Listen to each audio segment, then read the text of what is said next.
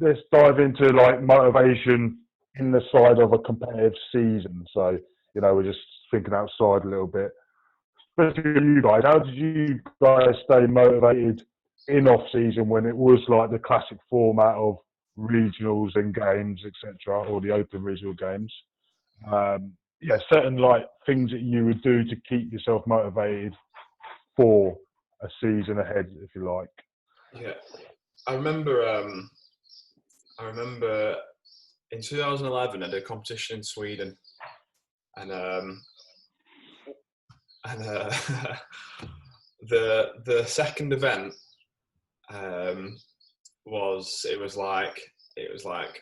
4-minute AMRAP of shuttle runs, 10-meter shuttle runs, rest a minute, 4 minutes AMRAP of double unders, rest a minute, and then 4 minutes to hit max clean and jerk.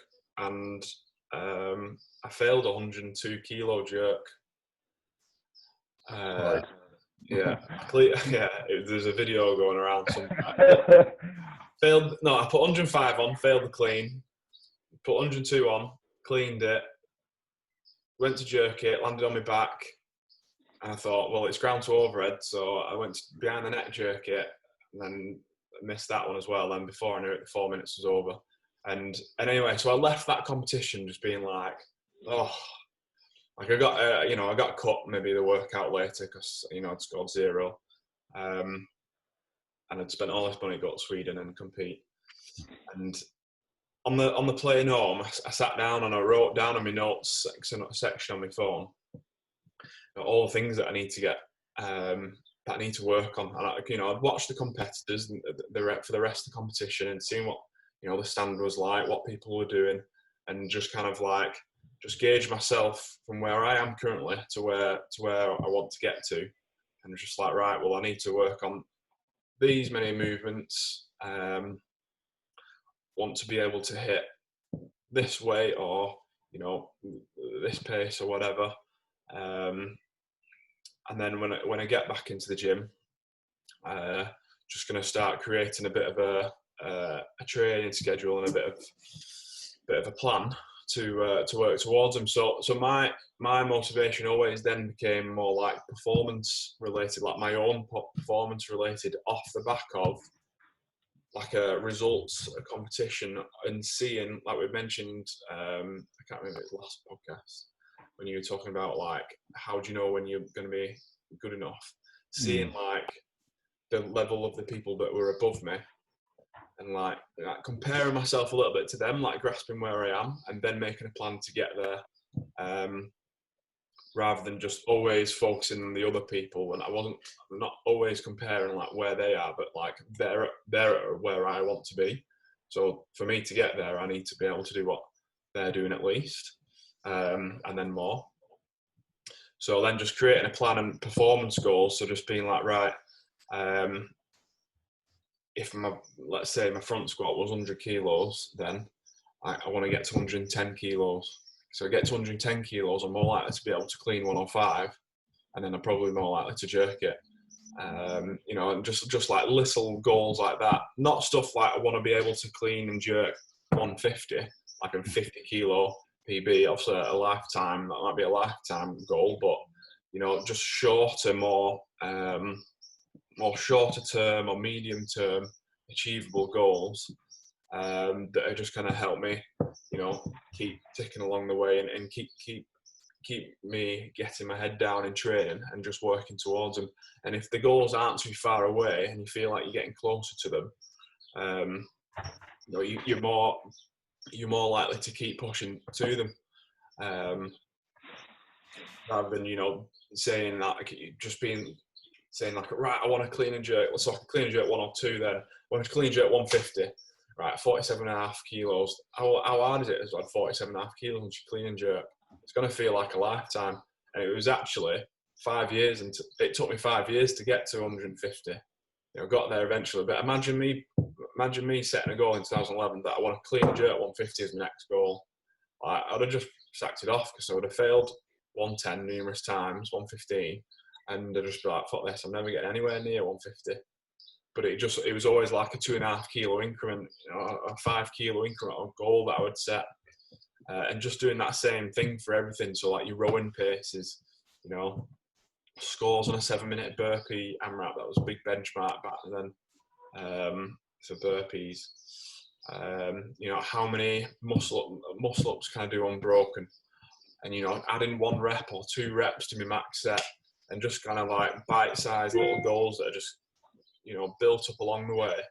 They're going to add to what they did add to me, is to get into, well, I got to 163 clean and jerk from 6 years later, from failing 102 in a competition. You know, I added 60 kilos, and it wasn't like, it was never my goal to get to 163. I just wanted to always clean and jerk more than I could. And just by doing that in small little increments, just helped me keep progressing. And to be honest, when it was the Open Regionals Games, you had that big I always finished at regionals for me for the majority of the time. It was from regionals to the next Open, it was a long time. It was like end of May. We'd come round to the end of February is when we'd be open again. So it was a long time. But a lot of athletes now, they need something that's like 2 or 3 months away to keep them focused. But to me, I saw that I could improve even more. In 7 months, I could improve way more than if I was to compete in 2 or 3 months' time. And I just kept myself kind of in line and focused by those small kind of incremental goals. Almost goals within goals, isn't it? Like you said, like what I was saying about weekly goals, as in like set yourself weekly goals instead of like what your outcome wants to be in 6 months' time. We're like, okay, that's cool, but how are we going to get there? Let's do it weekly to get us there and keep us on track. Yeah, and to be honest, for those years, it was very much performance based. And now, if I think about it, it's more just consistency based, because I've got a lot more going on in my life now. And for me to keep in good shape and, you know, perform well, I just need to be consistent. So I'm doing, how can I do things that are going to keep me training, getting like a certain amount in each day. That's what's going to help me progress now, rather than just kind of chasing like, right, I'm going to try and chase Jack to his 220 kilo back squat, which is on the brink of hitting. At the moment, you know, there's no chance. So I would just be like, right, well, I'll just get 2 back squat sessions in this week and not really focus on hitting huge numbers, just getting them in. And know that there'll be a time comes around again where I can start focusing on performance. So it's just like, it's reflecting on your current situation and your life and where you're at and where you want to be, and setting goals that are relevant to them. Yeah.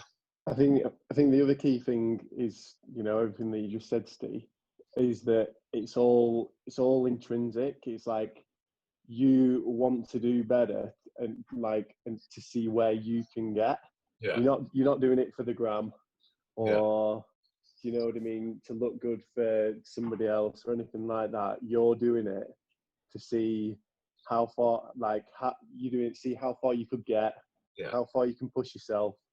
Because when, like, for all CrossFitters, you know, when we do a really hard workout, or, you know, if we PB whatever, or if we've done a hard squat session, it gives us like a deep, you know, sense of satisfaction, and it motivates you more.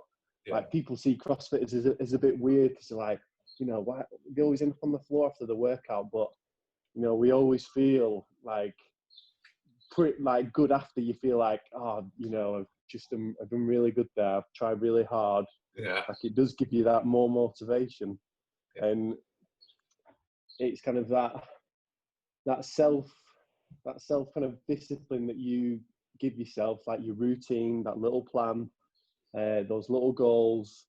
That's where, like, you know, that self-improvement comes, and you just kind of, you keep getting that little bit better.